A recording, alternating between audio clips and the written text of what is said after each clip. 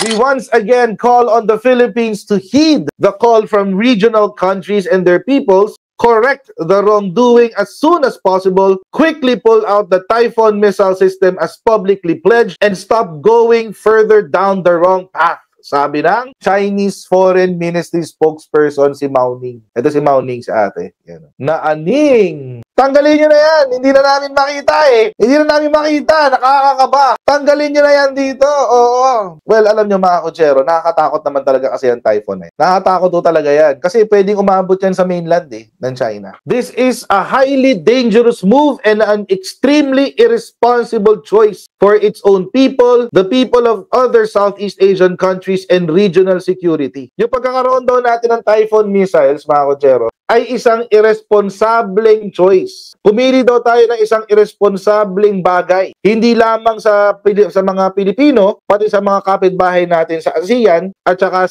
sa Asia, sa South Asia. Meron ng balita kaninang umaga na ang Chinese Coast Guard ay hinaras na naman ang ating Bureau of Fisheries and Aquatic Resources ship. Oo, dyan sa may Pag-asa, sa may Sandy Cay. Paano natin yung balita? Chinese Coast Guard harasses before ships off to conduct survey in Pag-asa case. To Bureau of Fisheries and Aquatic Resources. By the way, ito mga kotsero, these are civilian ships. Civilian ho ito. BRP Datu Pagbuaya and the BRP Datu Bangkao were forced to suspend their marine scientific research and sand sampling in a Pag-asa case after harassment by China Coast Guard vessels and, meron ng militar, may military intervention ang nagaganap. Navy na yan, mga kotsero, hindi na maganda yan. The encounter involved CCG vessels 4106, 5103, 4202, 4 small CCG boats, and a planned chopper with tail number 24 as the 2 Filipino vessels were en route to the West Philippine Sea features. Alam niyo, mga kotsero, itong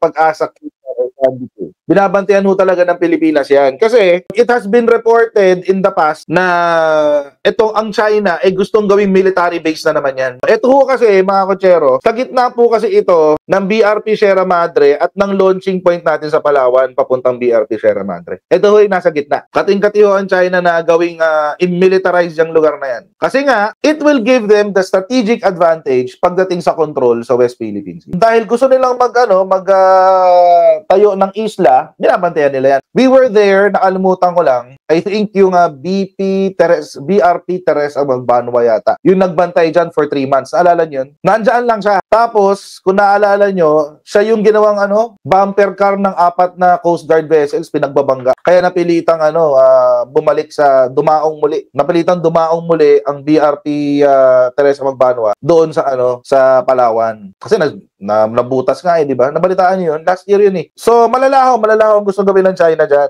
They really want to seize control of the whole region, yung West Philippine Sea. Ayaw nilang mag-share. Ang gusto nila, kanila lang yan. And primarily, mga kotsero, this is because, ayun nga, of their expansive or expansionist ideology. At saka merong trillion barrels worth of oil, of natural gas, dyan sa West Philippine Sea. So, gusto nilang kontrolin yan. Gusto kasi ni China maging independent siya sa buong mundo. By the way, kung mga hindi ko nakakaalam, ang China ay napaka-dependent sa ibang bansa, lalo-lalo na sa Amerika, pagdating sa oil and food. Kaya nakipag-friendship sila kay Saudi, nakipag-friendship sila kay UAE, nakipag-friendship sila sa Middle Eastern countries para makakuha sila ng magandang rate sa oil. Pati sa Russia.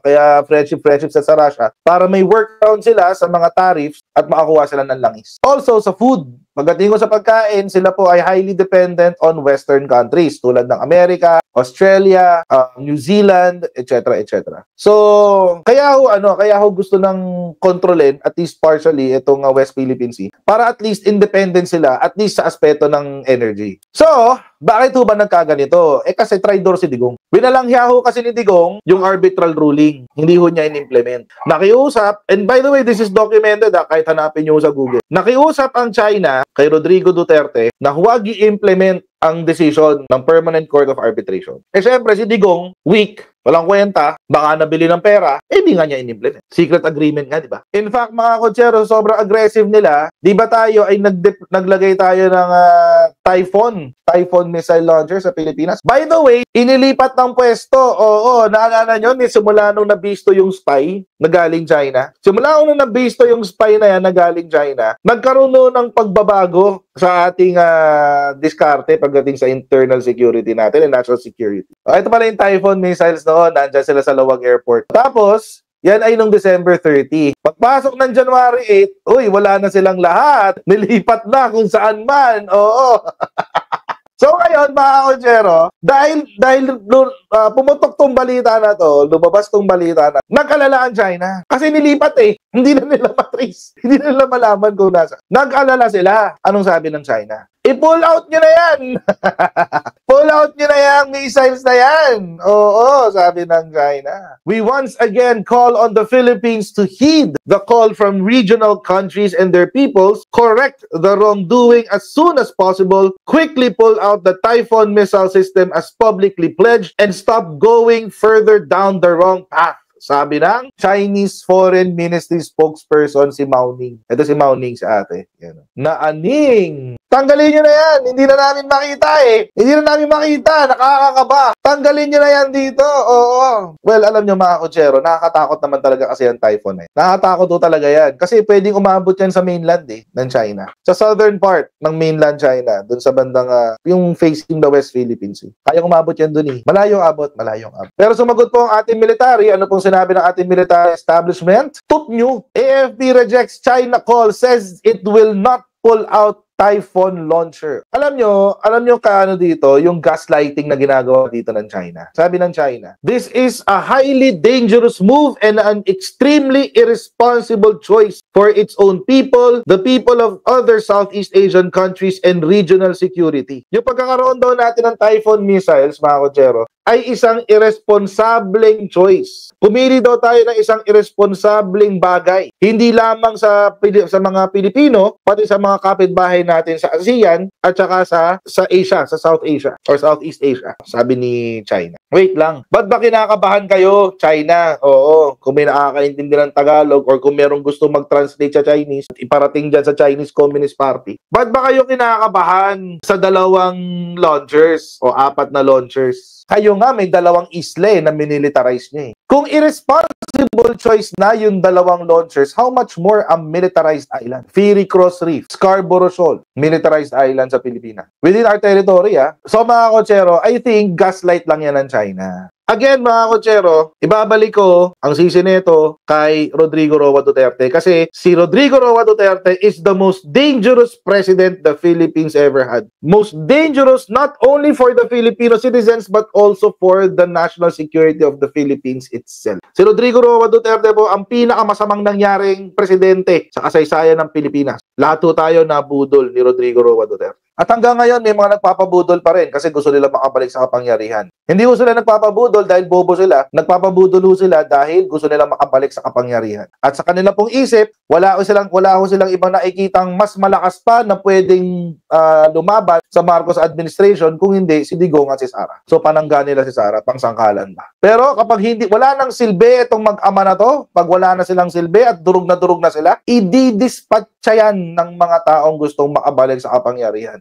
Jimmy. Si Rodrigo Roa Duterte po mga kotsero, ang pinakamalaking budol na nangyari sa Pilipinas. Binudulo niya 16 million na bumoto sa kanya. So mga kotsero, para sa akin, tama ho itong sinabi ni AFP. Whenever it is necessary, sabi, hindi ro tatanggalin yan dahil kailangan yan sa ating mga aktibidad sa Pilipinas. Sabi pa ng ating AFP through Colonel Padilla, when we heighten and strengthen our defenses, we have to look into the possibility of being able to deploy salient assets to salient locations as well. Ayun. In response, Padilla said China cannot tell the Philippines how to carry out its defense. There's no single entity that can dictate how we would do our deployments in terms of our defense. It is an inherent right of every state to heighten and strengthen their defenses accordingly. How we go about it is for us to freely do. No one can dictate to us how we would do it. Alam niyo nakakatawa dito mga kotsero, yung mga DDM sasabihin nila, tuta ng Amerika, tuta ng Amerika, tuta ng Amerika. Si Bongbong Marcos, tuta ng Amerika. Si